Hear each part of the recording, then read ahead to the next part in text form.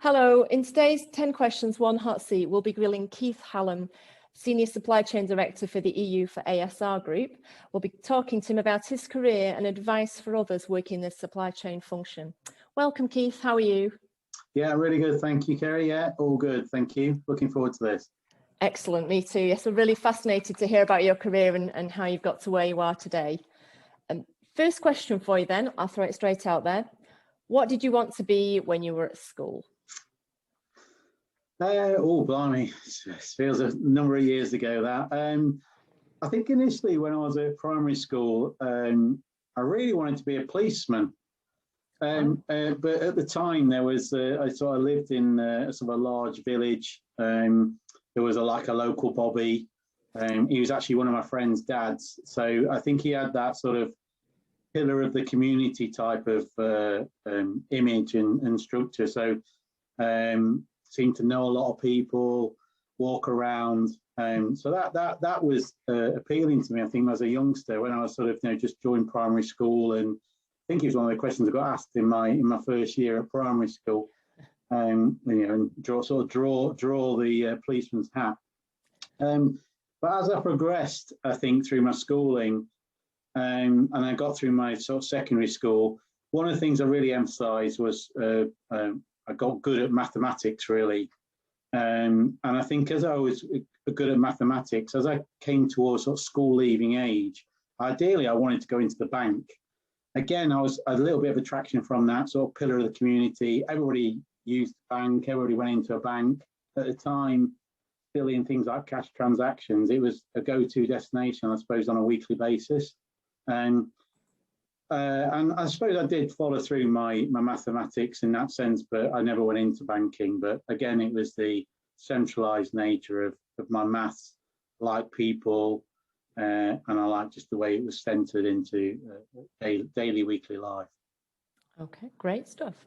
So when did you first start out working in supply chain, and what attracted you to it then? How did you move from a policeman stroke banking into supply chain?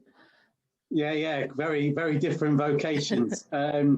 Well, I followed my mathematics route into accountancy, really. So, I followed that through. And really my first career progressions were all accountancy led. And I had some good sponsorship from the sort of finance function in that sense after coming from an administration sort of office type of background. And it was actually at one of those sessions I was presenting as part of one of the business had an industrial and a retail business, and the retail business had a budget session. The supply chain director of that retail business came up to me and said, have you ever thought about coming into planning? I've got a vacancy. And I suppose at the time he saw in me, rather than me being attracted to supply chain, and at the time it was the first words I'd seen about supply chain. I didn't really know a lot about it. I knew some of the guys and girls in there and the information I provided for them. But really, he saw what he said to me was transferable skills, and that's resonated into me over a long period of time. At the time, the business was going through some change, and I thought that was a good option to get involved in some change management as well. But to be perfectly honest, it's probably down to him to say, have you thought about this? Come and have a conversation with what was the planning manager at the time. And it was also allowing me to get into the head office rather than one of the satellite sites. So there's a lot of positives that was in and around the position in itself, but really it was around him seeing in me than me seeing the initial stages of I want to get in supply chain. So up to that point, it wasn't necessarily a desire. Right. Oh, that's interesting, isn't it? I must admit, it's not something that I ever recall being spoken to about at school, about supply chain or logistics or anything, along those lines at all. It's not really mentioned, is it really, I guess? No. So which role or company you've worked for do you feel really elevated your career to the next level, and why? Why was that?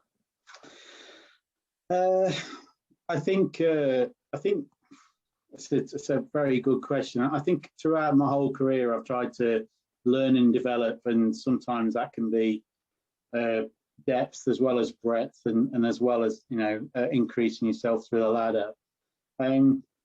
the key role and the key business that springs to mind for me was probably when I went to go and work for Muller Dairy. So previous to that, my career at British Sugar, brilliant business, really thinking about cost effectiveness, but it was actually a declining sort of 3% retail sugars were going down as consumption was changing at that time. Whereas when I joined Muller Dairy, it was a double-digit growth business. It was a very big vibe, massive advertising, huge marketing campaigns, lots of promotional categories. So I think it was a point in time in my career where I was joining a business really at the time where it was on its up. Also a point in time when I joined that supply chain, it was a new position. It was something where the supply chain was trying to get the right processes, the right structure, the right engagement with the customer, the right logistics management, all the things that I was expecting to manage very quickly. So it was a good point in time to join that business in the role that I had. And then it was just constant growth from that. So I got involved in so much in such a short space of time, really. So, initially coming in to sort of manage customer logistics, or the customer side in the logistics business, which was, a big part, got involved in, looking at acquisitions, looking at joint ventures, got some license agreement things. So some really, really good and actually quite, I'd say sexy stuff to get involved in, and actually made me quite pivotal. So put me into the limelight with some of the real senior manager and the real board level. And even though that changed, the MD, chief exec level changed over the time I was there, really gave me some opportunity to develop with 2 or 3 different people in that role and really flourish, really flourish. At the time as well, it was a good culture. As I say, it was a very together environment. It was a sort of small head office, but it was a huge sort of production facility. It was all centered on one side. There's lots and lots of positives of the business, the structure, the people. But in particular, I think there's a lot of accolades I took from the roles that I had there and the added value I gave into the business. So yeah, really good. Oh, sounds fantastic, actually. A fantastic opportunity. How long were you there for? I was there for just short of 7 years. I think as well, I was actually, searched out for that role. So that was the first time that I'd thought about moving away from the previous business. So, and I moved location. Really sort of, it took me on, not from a business point of view, but also personally as well. Yeah, terrific. So what does your current day-to-day role involve then at ASR? Well, I'm not too sure if this is just the last 12 months. I don't think it is. It's lots and lots of meetings, but very, very specific reasons. So I can't get away from my chunk of the day, whether I'm in the home office here or, previous to that would be a lot of the time would be in meetings on lots of different things. But some of them are operationally, but I do have, like in this business, a really, really good team that manage most of the day-to-day operational part of the business. So I'm not having to worry about every product, every pallet, every movement, every process. I've got a fantastic team and teams across Europe to do that. So that's fantastic. Most of them are fairly tactical. So where we've got, some tension points to make decisions on, where we've got some conflicts of interest, or where we've actually got into, certain issues that need to pull in making big decisions early sort of approach. So that's what's taking the time. Obviously, again, a few of those are strategic. So where we're looking into next year, and beyond, or where we've got something big. So from a gravitas point of view, thinking about the pros and cons of what that might look like, and most of it is centered either in any of those aspects to get good and manage good cross-functional decision making. So making sure that my role and my team's role is not to think function, not to think in an individual dynamic, but actually to make sure that we're thinking a larger cross-functional decision. And sometimes that can hemorrhage our own KPIs that we'd be responsible for on inventory or waste or other service aspects, but actually making sure we're making good business decisions that are good for the business in the long term. Yeah, that makes perfect sense. I'm guessing I could guess what your answer might be to this, but what has been the biggest challenge you faced in your working career? Well, I'm not. I wouldn't say I'm not necessarily the youngest guy. You'll probably interview in these situations. So I'm either, I don't know if I'm pleased to say, but I'm probably afraid to say that actually in my whole career, I've seen a whole plethora of issues. They can range from where financial collapses of businesses that we've been working with in third parties based upon various aspects of that. I've seen various system ERP disasters in my career and been involved in getting the business back to usual for that and relevant to that. Aspects of integration have been in there. So again, some really good, two different businesses working together and being on the team or leading the team to make them happen. But unfortunately, I've seen some real disasters. I've seen deaths, I've seen fires, I've seen floods, and the business impacts of that. Now, whether that be directly in the business I've worked in, or certainly when I've worked in retail, the impacts directly into that retail business. So there isn't necessarily one that particularly springs to mind in the sense of I could talk you through them all very much in deep and how they've been ingrained on what's the corrective actions and how to deal with them and be risk averse into those situations.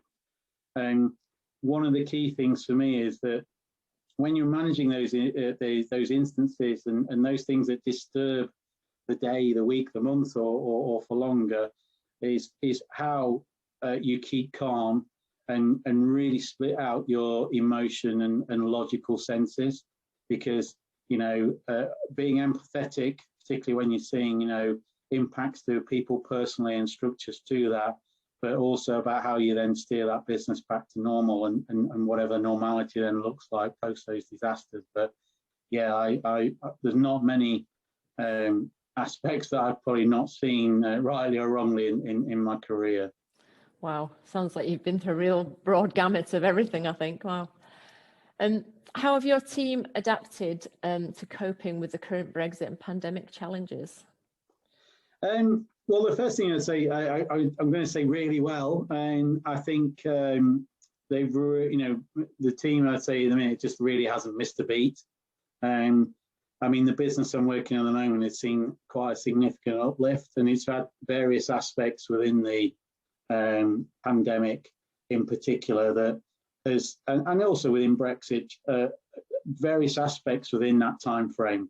Yeah. So, whether that be, the initial panic buy-in, whether that be just generically higher demand for some of the specialty sugars that we're producing, whether that be, some reduced demand because obviously, the food service aspects, cafes, restaurants, etc., are shut, so that's affected our food service and our portions business. Or whether it's the fact that obviously we're a lot more people working from home, so the consumption generically has increased on its base. And latterly, how we've been personally affected as a business in absences and structure, and how we've had to cope with how we prioritise and simplify some of that. So there's been numerous challenges of the pandemic, and I would say the team has shown their agility and their adaptability to really get involved and face into some adversity quite quickly, and again making those good decisions and being involved in those forums and working the relationships. That's probably also very similar for Brexit. Preparing for Brexit was over a long period of time and making some key decisions. And again, from my point of view in the team, making sure we were as robust as possible. But even then, the free trade agreement that came out on Christmas Eve was still got a lot of work to do after that. And as I would say that we've, even though we're still here just over 2 months after that point, we're still actually dealing with what does that movement look like. And there's still a little bit to do, I think, in the short term on making sure all the flows and movements in and around the world that we work to work. But yeah, really good, really pleased. And really, the agility and adaptability that we've had as a business, but particularly my team is really pleasing and really thankful to them. Sounds amazing, actually. Sounds like you're managing to cope really well, considering how much the last 12 months have thrown at us. It sounds quite impressive. So there can be no doubt as well, though, that technical advancements have had a significant impact on supply chains in recent years. How have they changed the way in which you work? I suppose the way I look at these things would be, it's how do you get things right first time and quicker? So that's really the total analogy for me. So does it add some value in how we look at that? I think technologies for me as well have all got to be based on taking people away from being transactional and getting things to be a lot more analytical and structured in that sense. So sometimes we end up with paybacks of systems that got people paybacks.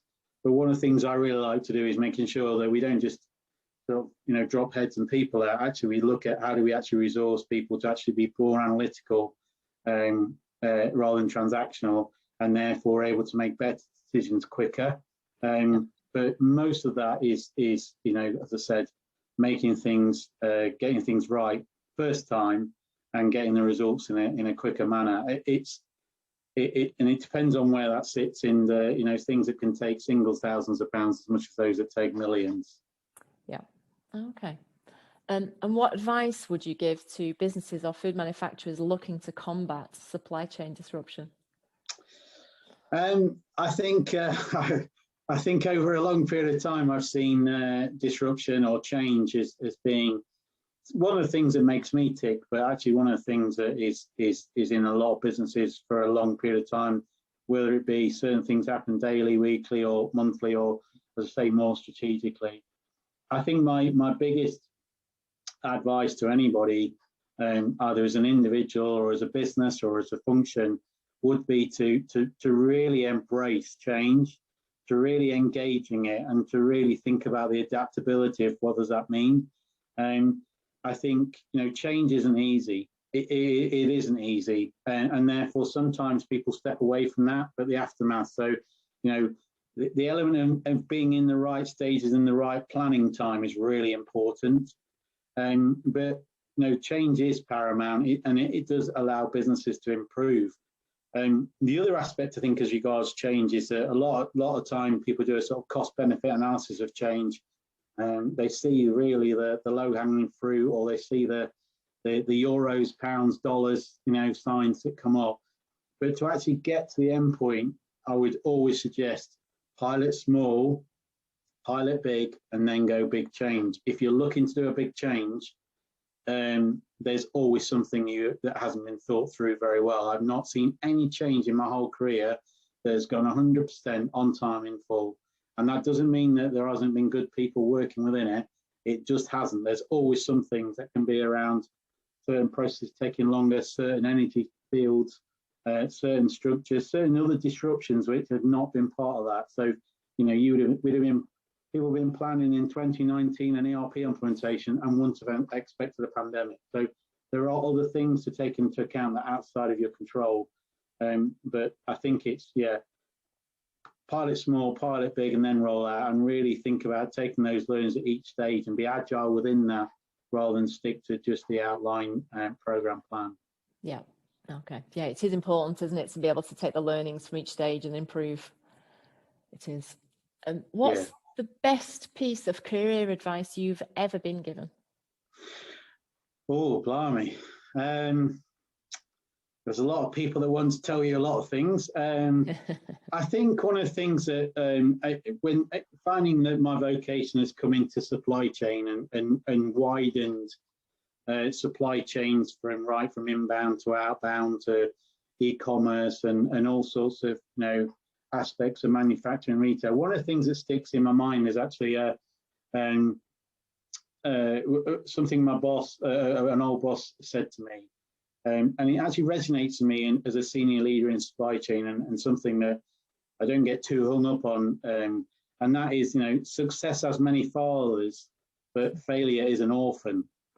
And that just, for me, that resonates to me because it taught me that I'll never be a hero. in supply chain, I will never be a hero, because everything I do right, I can do a 99.9% service level, and we don't high five that. We look at the 0.1%.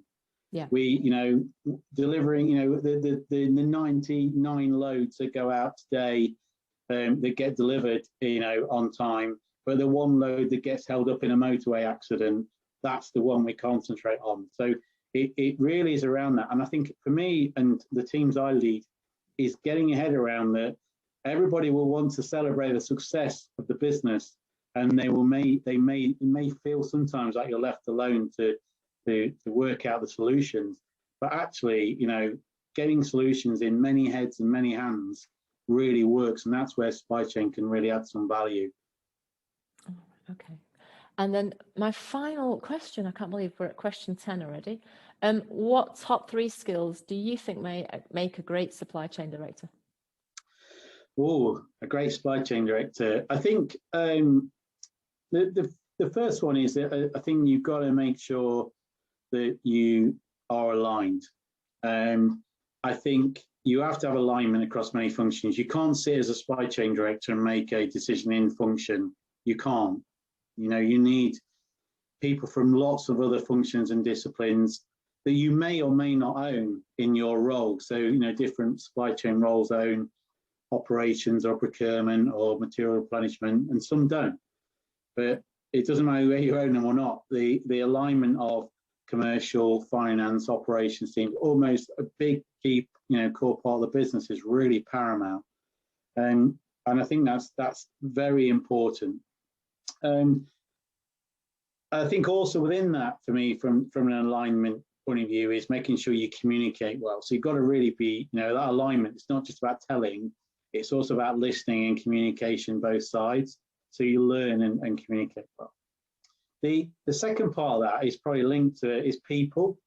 I think you've got to be a really good people person to be supply chain, because you don't just do things in function, and you don't just do things in your own team, and you don't just spend most of the time with your own team. So you've got to be slightly influencing and slightly negotiating sometimes, but really clear in what you want from people and what you want from that. And I think maintaining and gaining those relationships at all levels and in all parts of the business is really paramount. And I think, as I said, trying to keep calm in those instances of, because things do change, there are adaptabilities, there are things, and you may not be aware of certain things. So that would be the second point for me. And then the last point, or the third skill I would say, is on top of being a broad decision maker, so make some key actions. Don't just do it individually, but make big decisions early, because they help you in the longer run. Putting off a decision doesn't really help. So you may want to take extra intelligence, extra data, extra structure, extra advice, but sometimes, most of the time, things haven't changed from you changing that from, let's reconvene tomorrow, let's do this next week. They don't change very often. And again, another resonant of what was actually on a tablet of stone in one of my old bosses is the time is always now, because it is. Putting it off is only actually telling you gain extra intelligence and extra data that most of the time will confirm the right decision should have been made. Yeah, well, that makes perfect sense. Super. Well, we really, really appreciate your time today, Keith. Thank you so much for talking to us about your career, and it's been really fascinating to hear about your role on a day-to-day basis. So super. Thank you so much for taking the time with us. I appreciate that. Thank you very much, Kerry. Really pleased that, and hopefully it's of use. Thank you. I'm sure it will be. All right. Well, you take care, Keith. All right. Thank you. Take care. Cheers. Bye-bye.